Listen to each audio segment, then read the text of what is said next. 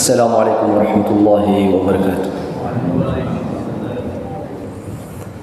إن الحمد لله نحمده حمدا كثيرا طيبا مباركا فيه، حمدا يليق بجلاله الكريم وعظيم سلطانه، حمدا يليق بأسمائه الحسنى وصفاته العلى، حمدا كما يحب ربنا ويرضى.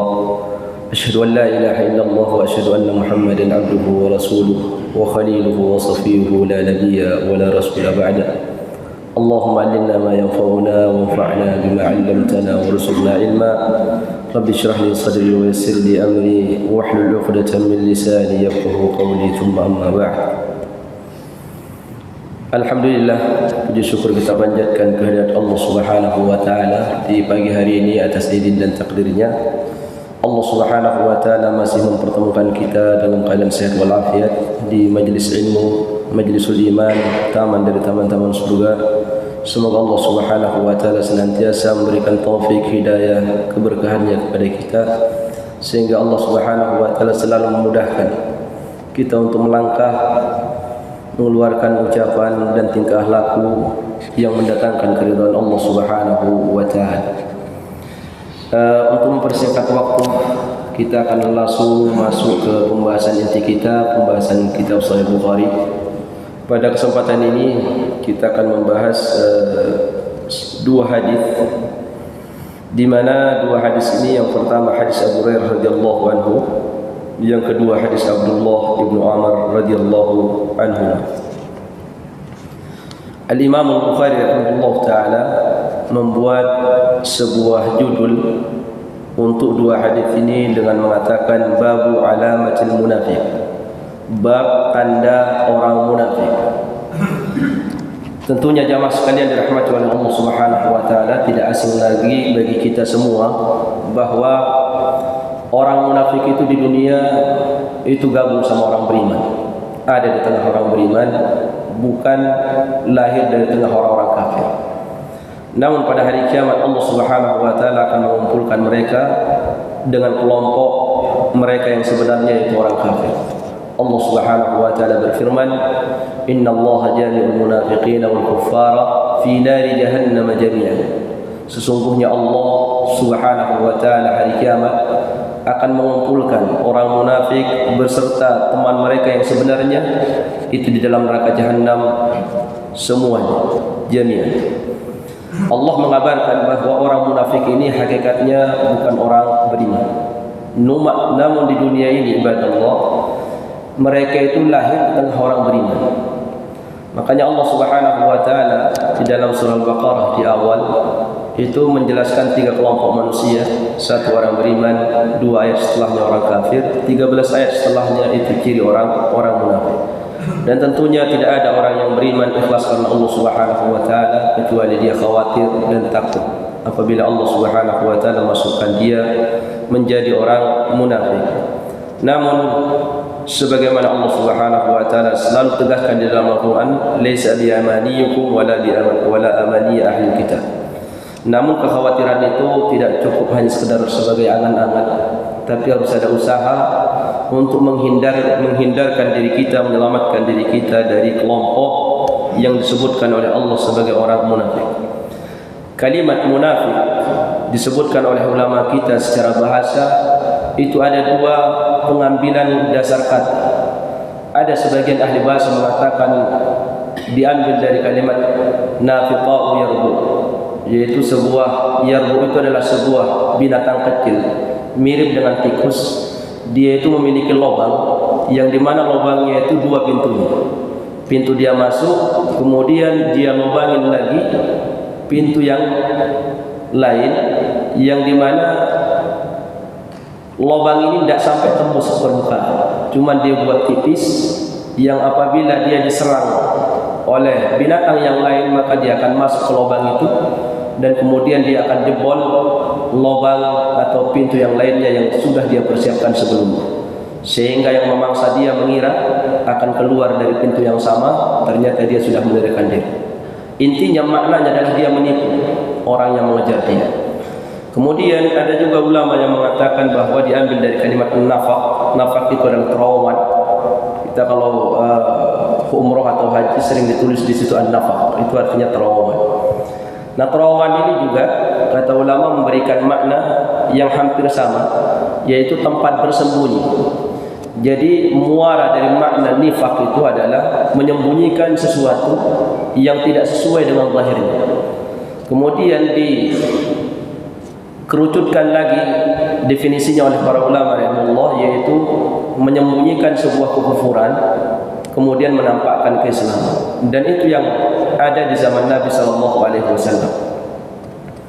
Karena banyaknya ciri orang munafik itu dan sangat buruk sekali, sehingga Nabi SAW itu mengabarkan di dalam hadis ini, itu ciri yang mendasar bagi mereka.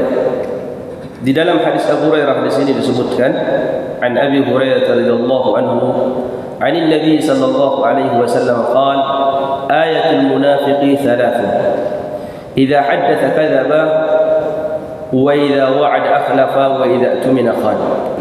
Ciri orang munafik itu ada tiga. Apabila dia berbicara dia berdusta, apabila dia berjanji dia menyelisihi, dan apabila dikasih amanah dia khianat.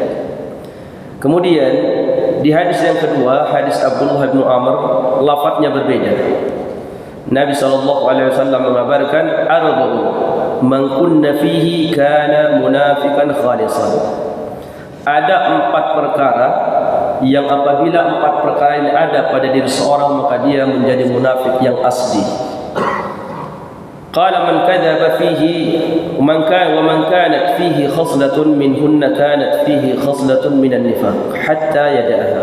Dan apabila salah satu dari 4 ini menjadi sifat bagi seseorang, maka pada dirinya ada sifat orang munafik sampai dia tinggalkan sifat tersebut. Kemudian disebutkan oleh Nabi, idza tumina khan, apabila dia dikasih amanah dia khianat.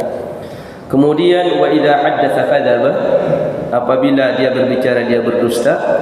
Wa idza ahada ghadara, apabila dia melakukan janji kesepakatan, ghadar, dia berbuat curang.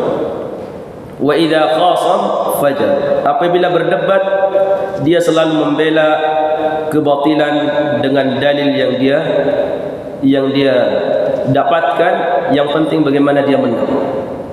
Ini 4 ciri disebutkan di hadis Abdullah bin Amr.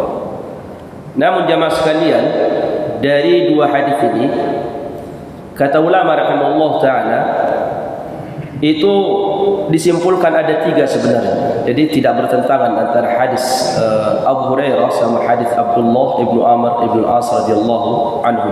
Tapi itu sama intinya. Karena di hadis Abu Hurairah yaitu apabila dikasih berbicara dia berdusta, ada di hadis Abdullah ibnu Amr.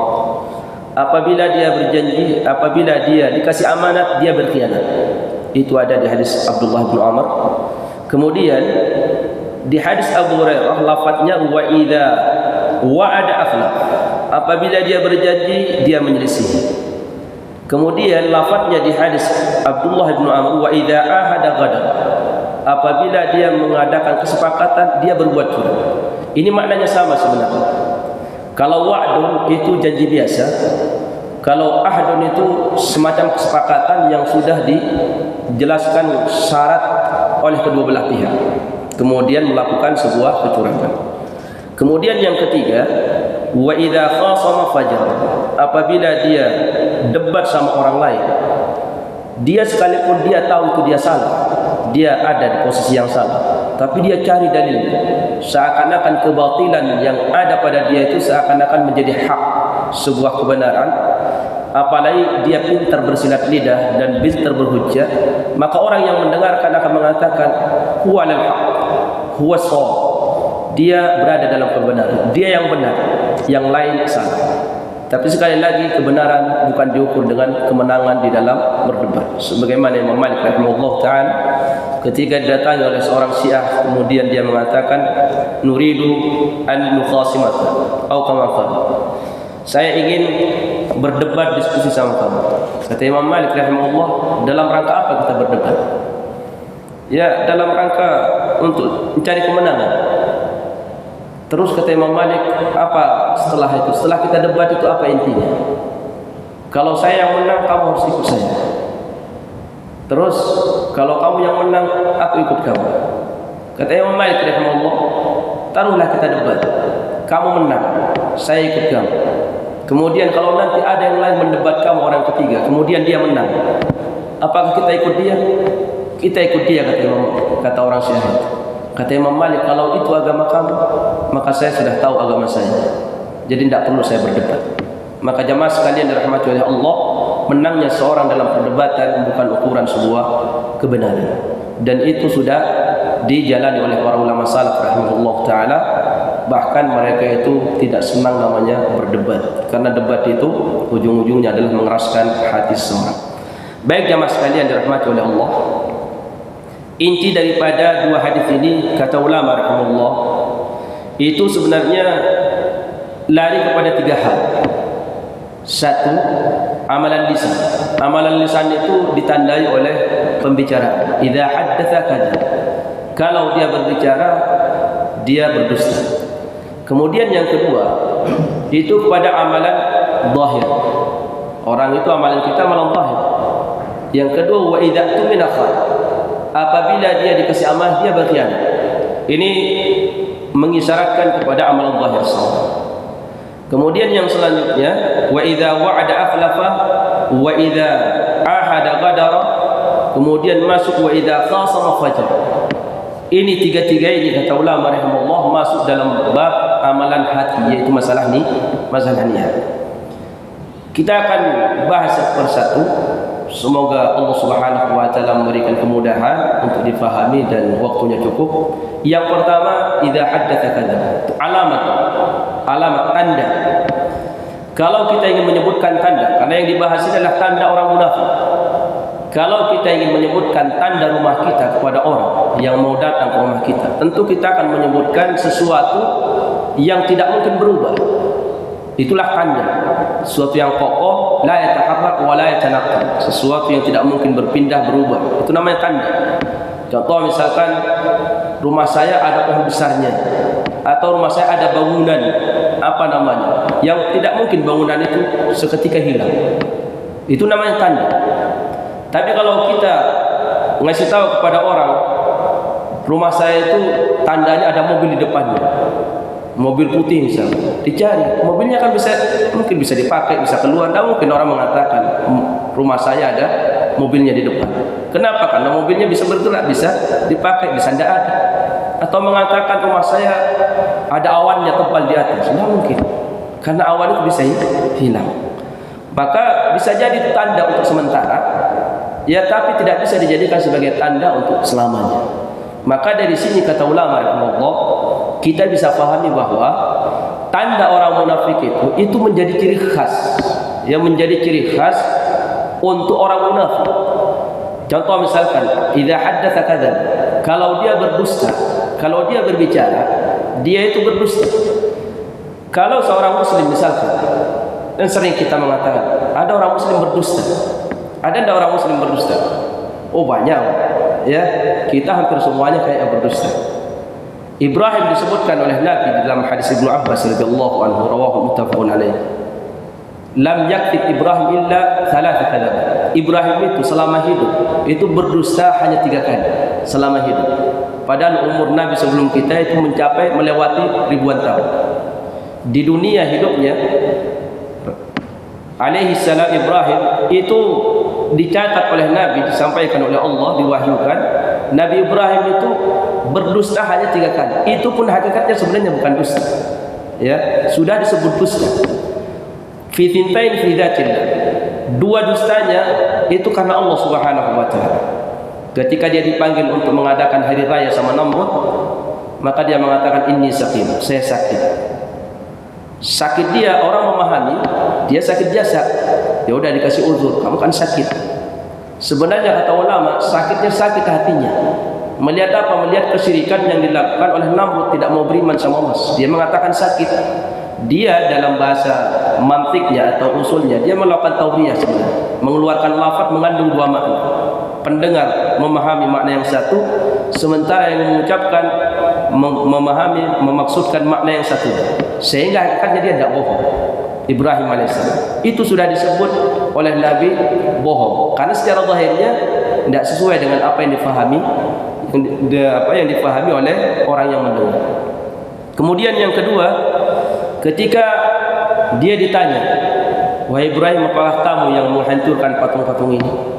Kata Ibrahim, bal fa'alu kabiruhu, ini patung yang besar ini yang melakukan menghancurkan. Buktinya apa? Kapak ada di tangan dia.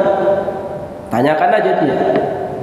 Hakikatnya apa? Dia ingin, sebenarnya tidak bohong, tapi ingin memberikan hujah ingin menjelaskan kepada siapa? Kepada lawannya, bahwa pelakunya siapa lagi kalau bukan saya? Siapa lagi kalau bukan saya? Kalau kalian tidak percaya kalau bukan saya pelakunya, tanya aja patung itu. Nah, mereka tidak mungkin patung bisa berbicara. Ya udah, kalau dia tidak bisa berbicara, kenapa kalian sembah? Kemudian kalau dia tidak bisa berbicara, siapa lagi pelakunya kalau bukan saya? Itu maknanya, hakikatnya dia tidak berbohong sebenarnya. Ibrahim alaihissalam tidak berbohong. Yang ketiga, ketika beliau masuk dengan istrinya Sarah ke negara Mesir, dan Raja Mesir saat itu setiap melihat cewek yang cantik pasti diambil. Kalau cewek itu ada suaminya dibunuh. Tapi kalau cewek itu cuma bersama saudaranya, belum ada suaminya, ceweknya diambil. Nanti apa? Saudaranya dibiarkan, karena saudaranya bukan suaminya. Akhirnya Ibrahim mengatakan, ketika ditanya, ini apakah ini istri kamu atau saudara kamu? Kata Ibrahim, dia saudara saya, bukan istri saya. Dia saudara saya. Dia tidak mengatakan bukan istri saya, dia saudara saya. Akhirnya apa? Dia bilang ke Sarah, wahai Sarah, jangan sampai kamu itu jawaban kamu salah, berbeda dengan saya. Saya mengatakan ketika ditanya apakah kamu saudara saya bilang iya, itu saudara saya. Ketahuilah wahai Sarah, tidak ada orang beriman di bumi Mesir ini per saat ini kecuali saya dan kamu. Jadi kamu saudara saya secara seiman, bukan saudara kandung. Jadi orang mengiranya itu saudara kandungnya. Diambillah Sarah, kemudian dibiarkan Ibrahim sholat, kemudian berdoa kepada Allah. Akhirnya Sarah pun dijaga oleh Allah Subhanahu wa taala. Itu kisah masyhur dan panjang. Tapi intinya jamaah sekalian dirahmati oleh Allah Subhanahu wa taala, Ibrahim alaihissalam itu apa? Tercatat di dalam hadis yang sahih, dia sepanjang hidupnya, selama hidup ribuan tahun, itu dia hanya berdusta cuma 3 kali. Itu pun semua kedua-duanya hakikatnya tidak berdusta. Kemudian kita ini kalau kita terapkan kepada orang beriman, ada tidak orang beriman yang berbicara berdusta? Banyak. Ya banyak. Nah sekarang, apakah bisa kita katakan dia munafik? Kata ulama tidak. Tidak bisa hanya orang sekali dusta kemudian langsung kita katakan dia munafik. Kenapa? Karena alamat. Mungkin dia berbicara sama kita bohong, tapi sama orang lain tidak. Mungkin dia berbicara sama si fulan bohong, tapi sama orang lain tidak. Berarti tidak bisa jadi alamat. Itu sama seperti kita mengatakan pas lagi ditanya sama orang, kemudian tanda rumah kamu itu apa? Bertepatan saat itu ada awan tebal di atas rumah kita. Kemudian kita mengatakan tandanya ada awan tebal. Setelah itu, begitu orang itu datang ke rumah kita, ternyata apa? Dia tidak melihat awan yang tebal. Dia mengatakan, tidak ada kok. Katanya ada awan di atas rumah kamu. Ya sudah hilang. Sama. Mungkin ada si fulan itu berbohong sama kita. Akhirnya kita katakan si fulan itu pembohong. Ternyata ketika dia berbicara sama orang lain, tidak pernah didapatkan dia berbohong. Orang itu akan mengatakan, enggak kok, dia bukan pembohong. Sehingga apa disimpulkan oleh para ulama, namanya alamat, itu menjadi ciri khas. Jadi hampir setiap omongannya itu adalah diisi dengan kebohongan. Nah, kalaupun dia satu sifat ini menjadi ciri khas dia, hampir tidak ditemukan dia jujur di dalam ucapannya. Apakah sudah disebut orang munafik? Nabi mengatakan di sini tidak. Kalau dari 3 atau 4 ini ada pada diri seorang, maka berarti ada sifat orang munafik pada dia. Ada. Tapi orangnya tidak boleh disebut orang munafik. Sampai kapan? Sampai nanti dia tinggalkan sifat tersebut. Jadi selama sifat itu masih ada, melekat, maka pada dirinya ada sifat orang munafik. Idza haddatsa kadzaba. Kemudian yang kedua, wa idza wa'ada akhlafa wa idza ahada ghadar wa idza khasama fajar. Ini satu makna sebenarnya. Kata ulama satu makna. Apabila dia berjanji, dia itu mengingkari. Kemudian apabila mengadakan kesepakatan, dia berbuat curang. Kalau ahdun itu dia lebih kepada kedua belah pihak mengadakan kesepakatan. Kalau wa'dun itu lebih umum, dia dari satu pihak. Contoh misalkan, nanti kamu saya kasih hadiah, saya kasih kamu hadiah. Ya hadiah apa? Kasih. Nanti habis dulu. Misalkan. Nah orang saat berjanji seperti ini, kemudian dia tidak tepati janjinya, apa hukumnya? Apa hukumnya seseorang berjanji kepada orang lain, kemudian dia tidak tepati janjinya? Apakah wajib dia menepati janjinya atau tidak? Wajib tidak seseorang mengasih apa yang dia janjikan kepada orang lain? Di dalam bab ini terjadi perselisihan yang sengit di kalangan para ulama rahimahullah mutaqaddimin antara mazahib dan ahli hadis. Kalau kita berjanji kepada seorang untuk memberikan sesuatu, kemudian kita tidak memberikannya, apakah kita dosa atau tidak? Sebagian ulama itu mengatakan dia tidak dosa. Kenapa? Karena yang namanya janji itu dilihat dari sisi fikihnya, itu aqdun jaiz, sebuah akad yang boleh-boleh saja. Akad tabarruk namanya, sukarela. Dia tidak dipaksa. Tidak ada ruginya orang yang dijanjikan apabila tidak dipenuhi janjinya oleh orang yang menjanjikan. Apa ruginya? Makanya mereka sebut aqdun jaiz, sebuah akad yang boleh, ya sukarela. Sehingga ulama ini mengatakan bahwa kalau kita menjanjikan sesuatu untuk orang lain, itu tidak wajib untuk ditunaikan. Dan orang itu ketika membatalkan itu tidak dosa dia, kecuali kata mereka sudah serah terima, ini tidak boleh diambil lagi. Maka dia sudah menjadi apa? Sudah munjas namanya, sudah wajib ditunaikan. Kalau sudah serah terima tidak boleh diambil lagi. Kenapa? Karena aqdun jaiz. Contoh misalkan antum janji sama orang, ini saya mau kasih HP ini kamu, tiba-tiba dia tidak jadi, maaf tidak jadi. Kalau melihat pendapat pertama itu tidak wajib untuk dia kasih dan dia tidak dosa. Kenapa? Ya sukarela dia. Sebagian ulama mengatakan tidak wajib, dan ini mazhab Imam Syafi'i dan juga Imam Malik rahimahullah dan Al-Imam Al-Bukhari rahimahullah. Dia mengatakan siapapun yang berjanji untuk ngasih sesuatu kepada orang, wajib untuk dia tunaikan. Kalau tidak dia tunaikan, maka dia berdosa. Kenapa? Karena dia berjanji. Ini masuk di dalam akad. Ya ayyuhalladzina amanu aufu bil uqud wa aufu bil ahdi bi ahdikum. Allah mengatakan penuhi janji kalian. Penuhi janji kalian. Jadi kalau kita melihat mazhab yang kedua, siapapun yang kita janjikan, baik itu kerabat kita, anak kita, orang tua kita, atau teman kita, menjanjikan untuk dikasih hadiah, wajib untuk dikasih. Wajib untuk dikasih.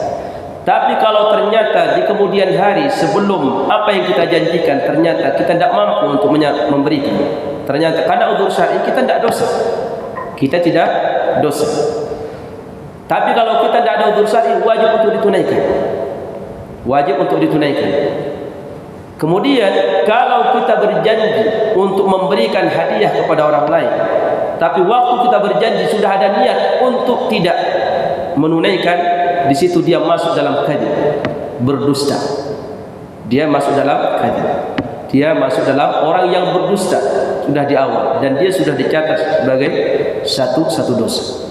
Maka berjanji kepada orang lain sama berjanji sama Allah itu sama.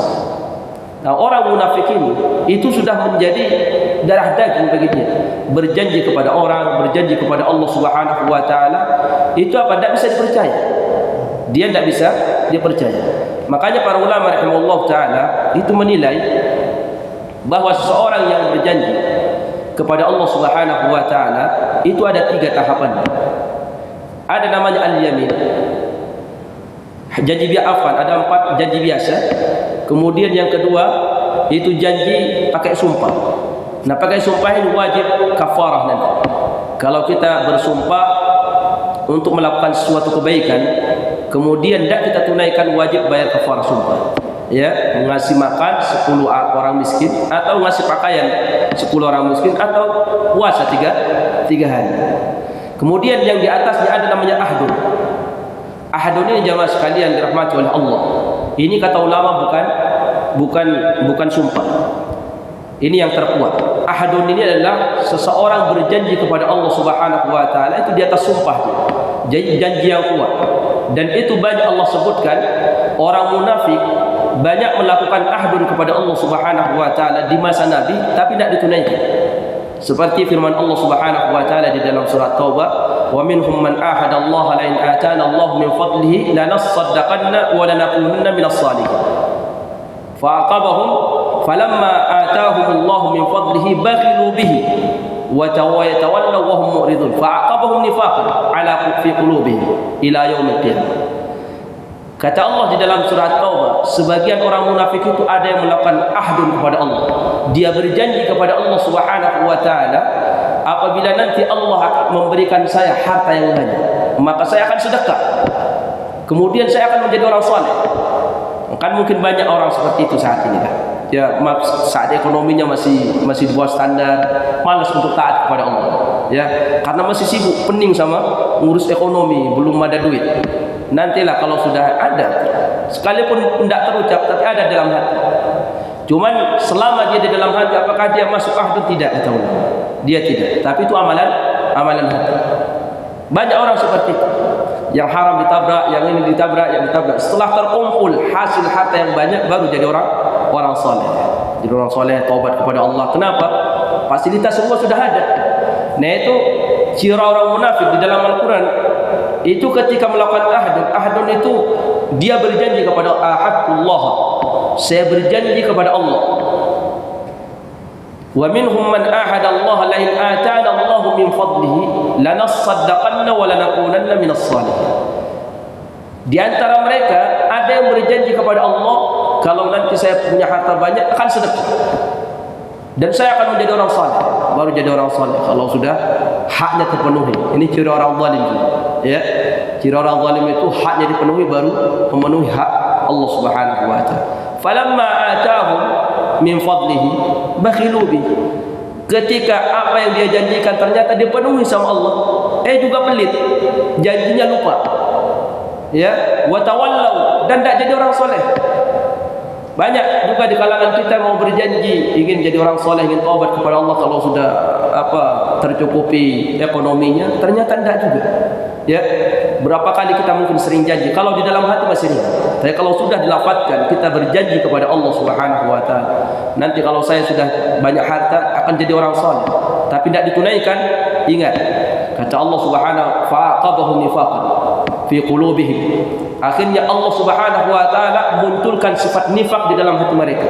Kenapa? Karena berjanji kepada Allah itu perjanjian yang besar. Maka seorang yang saat berjanji kepada Allah, saya akan taubat, tapi janjinya itu bukan janji biasa. Kan kita itu bisa membedakan perasaan kita ini kalau berjanji sama orang, janji yang berat sama janji ringan biasa. Kalau janji yang ringan misalkan, nantilah saya kasih kamu ini, itu janji ringan.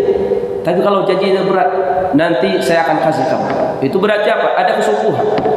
Itu kalau kita sama Allah itu namanya mu'ahad. Kita ada janji sama Allah, saya mau bertobat, pokoknya saya mau bertobat, itu namanya janji. Itu maksud mu'ahad. Kalau itu tidak ditunaikan, maka berlipat ganda dosa.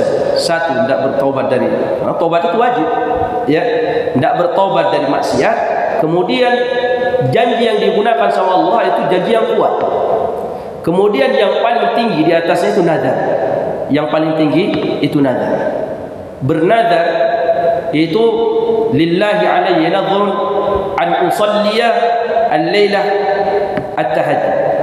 Saya bernadar kepada Allah nanti malam saya akan salat tahajud. Wajib ditunaikan. Wajib ditunaikan. Kalau ternyata dia tidak menunaikannya,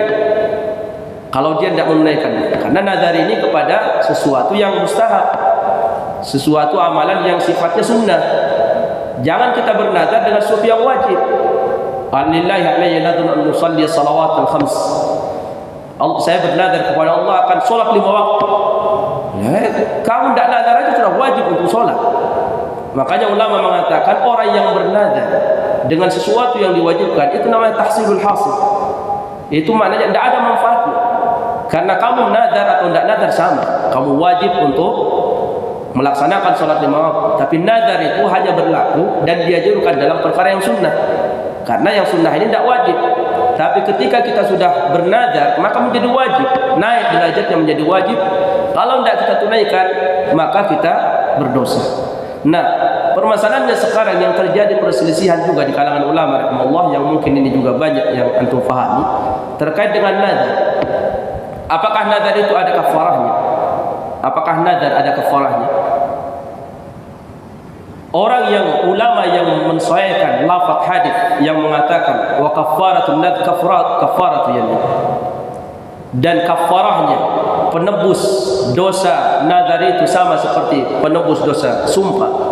Ini lafaz ini sebenarnya jemaah sekalian itu diperselisihkan oleh ahli hadis. Imam Muslim mengeluarkan lafaz itu. Kemudian sebagian ahli hadis mensahihkan, di antaranya Imam Muslim. Imam Bukhari rahimahullah itu mengatakan itu lafaz itu dhaif, syadz. Sampai beliau itu di dalam kitab sahihnya dia hanya buat kitabul kafaratul aiman gitu. Bab penebus dosa sumpah. Ulama lain biasanya kalau di dalam kitab mereka mengatakan kafaratul aiman wan nuzur. Ya, penebus sumpah dan nazar. Pertanyaannya sekarang, kenapa Imam Bukhari rahimahullah itu hanya menyebutkan tebusan sumpah, hanya sumpah yang bisa ditebus? Kenapa? Karena sumpah ini kita itu hanya melakukan ucapan yang biasa dikuatkan dengan sumpah. Tapi kalau nazar itu dia tinggi, di atasnya dia itu puncak paling tinggi perjanjian seorang hamba dengan Allah itu nazar. Nazar itu paling tinggi, di bawahnya muahadah. Di bawahnya muahadah. Makanya Allah Subhanahu wa taala menyebutkan minal mu'minina rijalun sadaqu ma ahadullah alaihi faminhum man qadha nahbahu wa minhum man yantahi. Kata Allah memuji ada sebagian hamba Allah itu sadaqu ma ahadullah alaihi. Mereka itu jujur ketika berjanji sama Allah. Ketika berjanji sama Allah untuk taat, benar-benar mereka jalankan. Ketika mereka berjanji dengan janji yang kuat kepada Allah untuk meninggalkan maksiat, benar-benar ditinggalkan. Dipuji mereka oleh Allah. Dipuji mereka oleh Allah. Kemudian Allah juga memuji orang yang menepati nazarnya. Nazar itu di atasnya. Yufuna bin nadri wa yakhafuna yawman kana syarruhu mustatira. Mereka itu senantiasa menepati nazar mereka kepada Allah Subhanahu wa taala. Nazar ditepati. Kembali ke masalah kafaratul yamin. Kafaratul nadri, kafaratul yamin. Apakah orang yang bernazar kemudian tidak menunaikannya dia harus kafarah? Apa makna kafarah itu? Kafarah itu kan artinya menebus. Ketika kita bersumpah demi Allah, nanti saya akan sholat duha. Ternyata tidak kita jalankan. Maka untuk menebus supaya kita tidak dosa dengan sumpah kita, maka kita disuruh ngasih makan 10 orang miskin. Kalau kita tunaikan, maka kita tidak berdosa dengan sumpah kita. Namanya kafarah, penghapus dosa sumpah. Kemudian kalau kita tidak bisa, puasa 3 hari. Puasa 3 hari. Tilka kafaratu aymanikum idza halaftum. Itulah kata Allah penebus dosa sumpah kalian kalau kalian bersumpah. Wahfadhu aymanakum. Maka dijaga, jangan sembarangan sumpah, sedikit-sedikit sumpah jangan. Nanti nama Allah itu tidak ada nilainya dan tidak agung lagi di hati seorang muslim kalau dia banyak sumpah. Nah, kemudian kalau nazar ini sesuatu yang besar.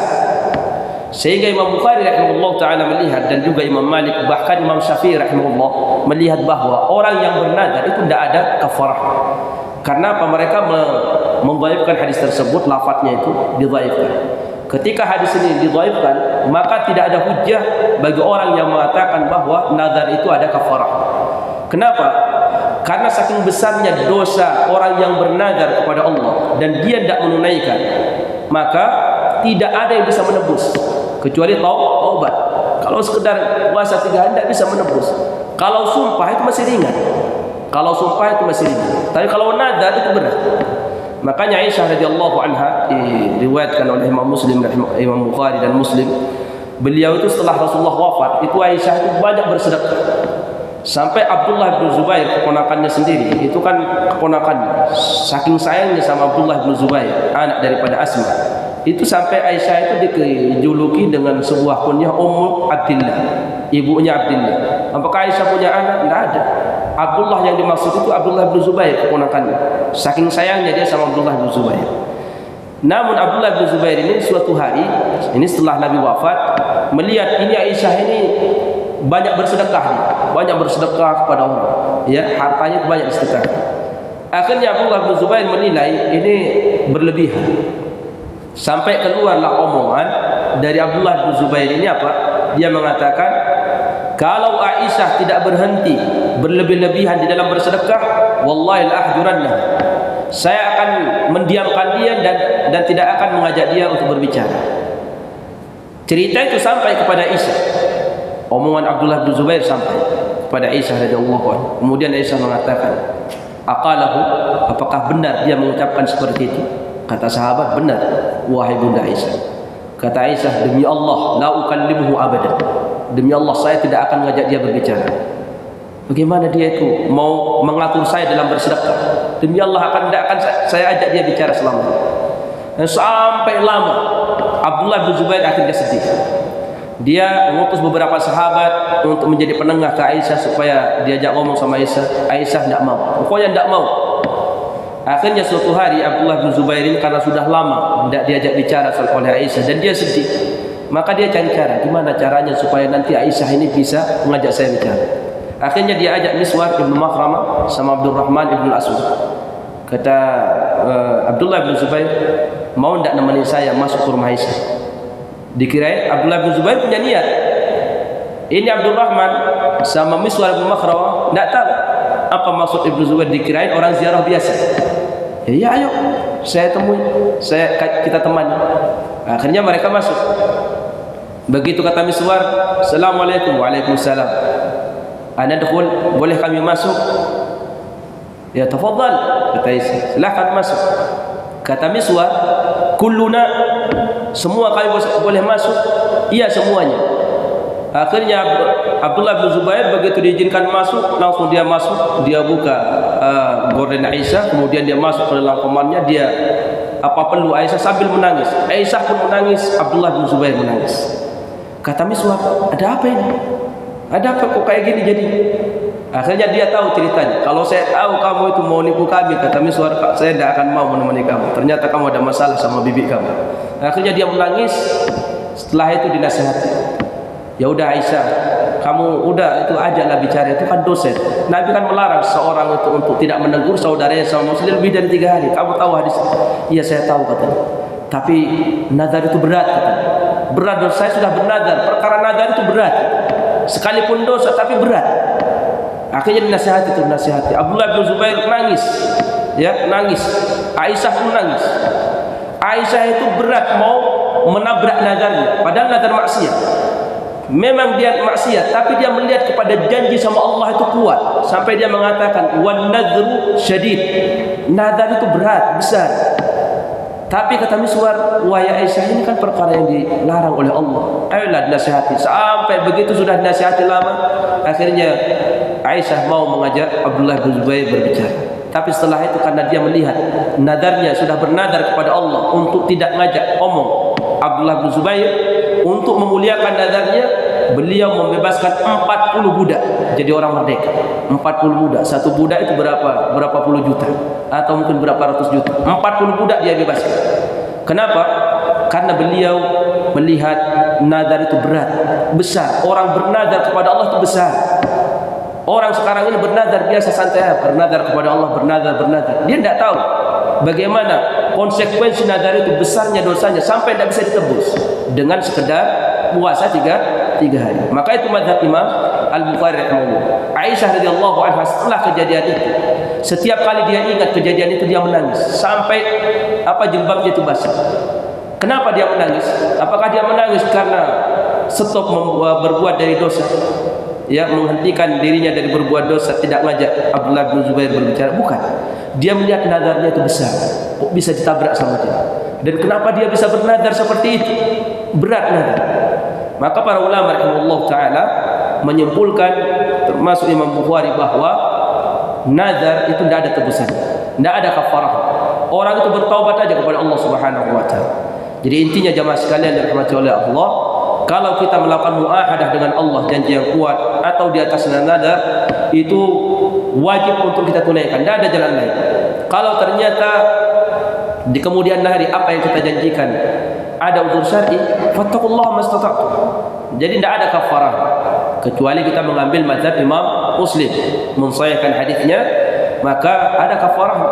Nazar tidak terpenuhi, maka kafaratu yamin.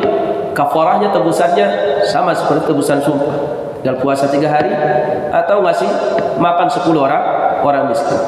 Nah, orang munafik di zaman Nabi SAW itu banyak melakukan muahadah kepada Allah.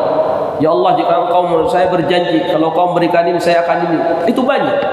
Sampai Allah tegurkan dan ungkap dan singkap itu di dalam surah At-Taubah. Kemudian yang selanjutnya wa idza tumina khan. Yang ketiga ini, apabila dia dikasih amanah dia khianat.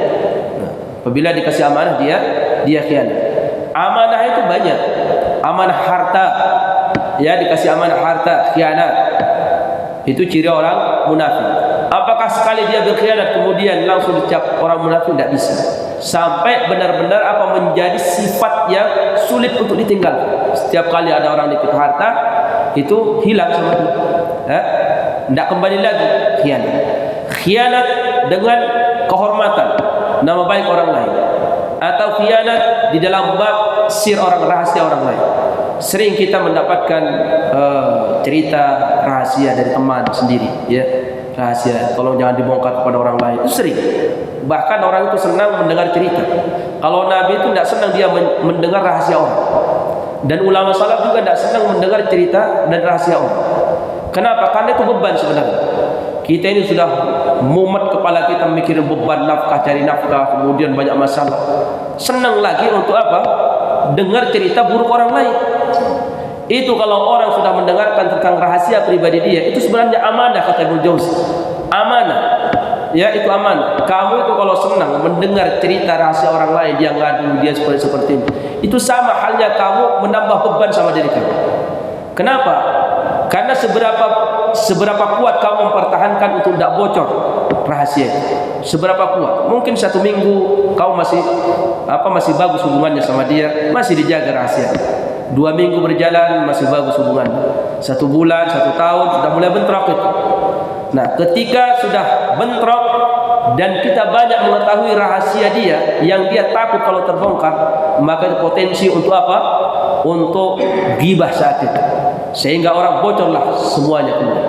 Makanya ulama mengatakan kita ini harus membuat hati kita tempat penyimpan rahasia kita, jangan sampai bocor kepada orang.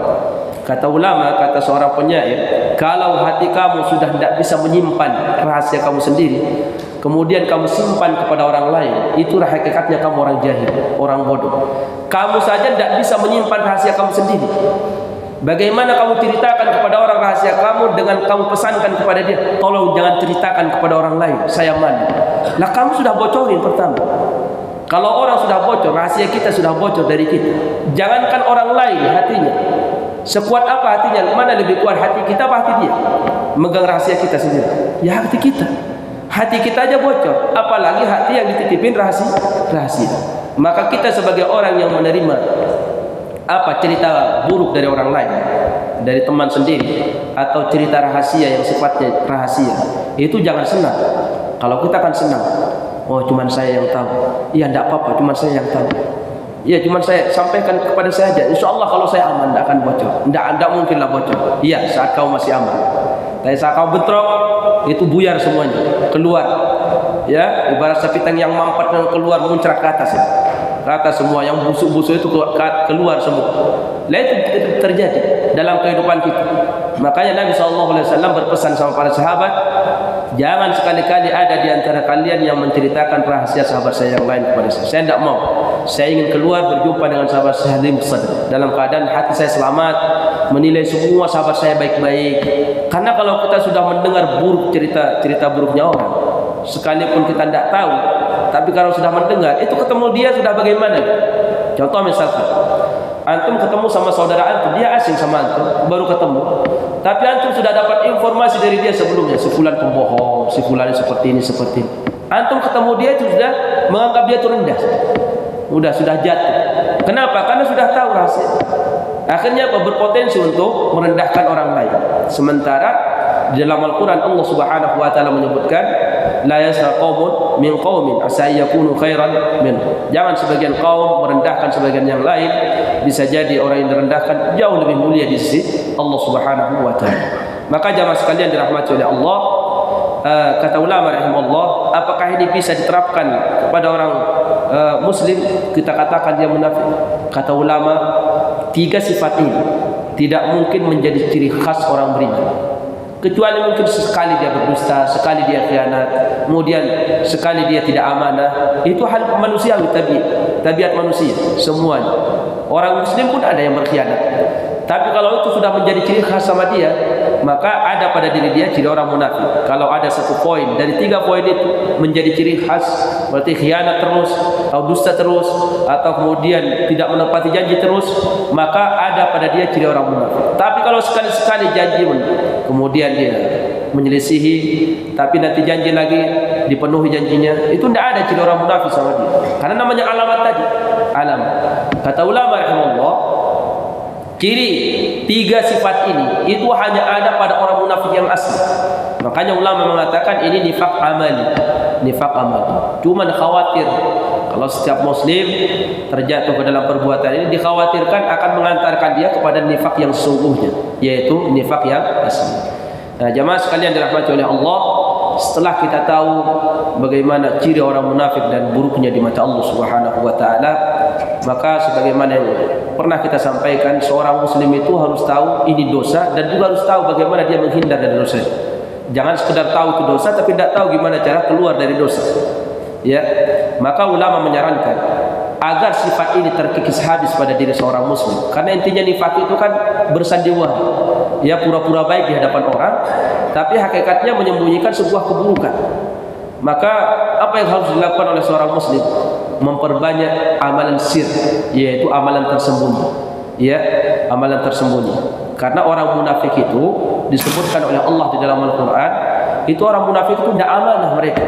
Jadi kalau di rumah itu mereka kalaupun sholat asal-asalan, ya.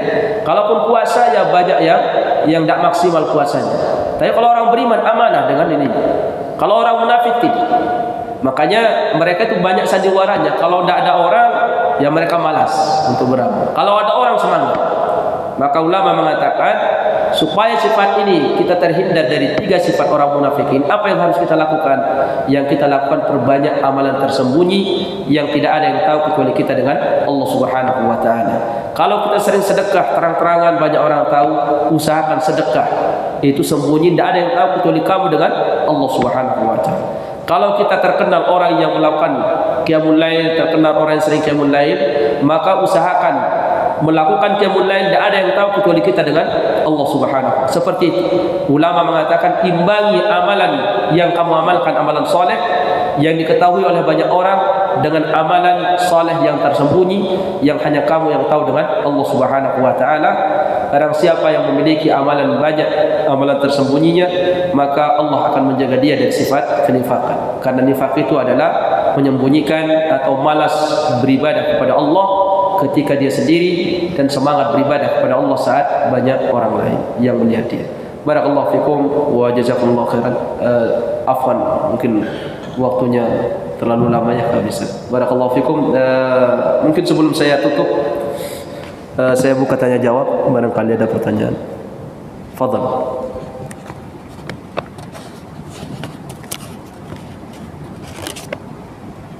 Udah capek kelamaan. Nah,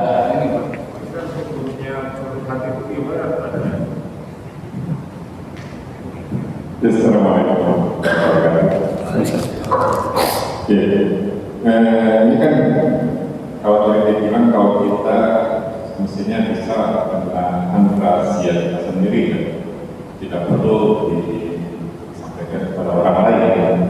Nah, apabila mereka tidak bisa menjadi amanah. Tapi kebanyakan kita kalau tidak bicarakan sama orang itu kayaknya nggak lega. Karena beda bicara sama orang harus sama Allah itu. Kalau sama Allah kan nggak kontan ya dengan gitu, karena gitu. Nggak kes. Kalau sama orang biasanya kan nggak lega gitu. Nah, untuk mensiasati itu gimana caranya? Para ulama juga sudah berfatwa terkait dengan itu. Bukan berarti kita dilarang secara mutlak untuk curhat ya.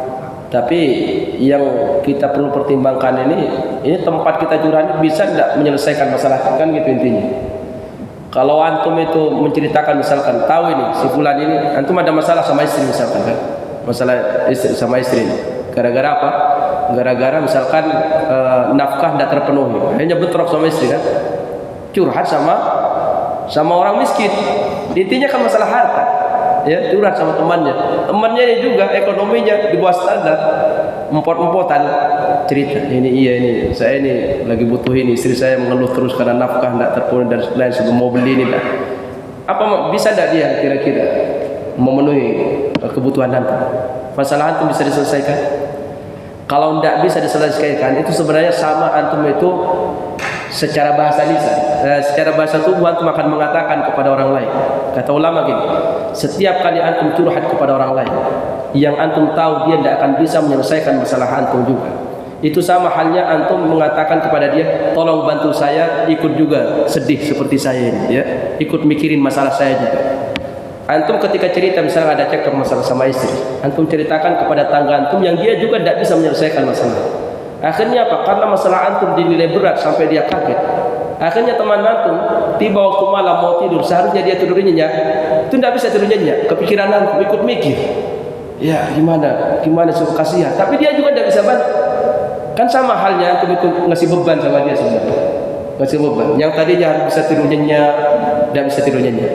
Berapa sering kita mendapatkan curhatan dari teman, kemudian kita tidak bisa menyelesaikan masalah juga. Akhirnya apa? Ke bawah sama pikiran kita tidak enak makan. Akhirnya termenung terus, ditanya sama istri, kenapa? Iya itu kasihan sih, ada masalah ini, masalah besar. Terus selesai, aku juga tidak bisa menyelesaikan. Aku ikut memikirin. Apa masalahnya? Ya kan mendingan kalau dia antum itu kalau mau curhatlah kepada orang yang bisa menyelesaikan masalah antum. Ya, seperti misalkan Hindun, suaminya pelit, Abu Sufyan pelit, tidak mau dikasih nafkah, curhat sama Nabi. Ya Nabi bisa ngasih fatwa, ya Rasulullah, ini Abu Sufyan rajulun miskin, ini pelit banget, sampai nafkah sama saya tidak dikasih. Boleh saya ambil tanpa sepengetahuannya? Kata Nabi, khudhi ma yakfiki wa ibnaki. Kamu ambil secukupnya sesuai dengan kewajiban dia terhadap kamu. Ya, suruh diambil sama Nabi, kan selesai solusinya, selesai masalahnya, ada solusi. Oh, udah selesai, udah tercukupi. Tapi kalau sekedar cerita ke si A, yang seharusnya beban itu antum yang mikir sendirian, cuman antum yang tadi tidak bisa nyenyak tidurnya. Akhirnya karena antum ceritakan kepada 10 teman antum, akhirnya 10 teman ini ikut tidak bisa tidur setiap malam. Padahal mereka juga tidak bisa menyelesaikan masalah.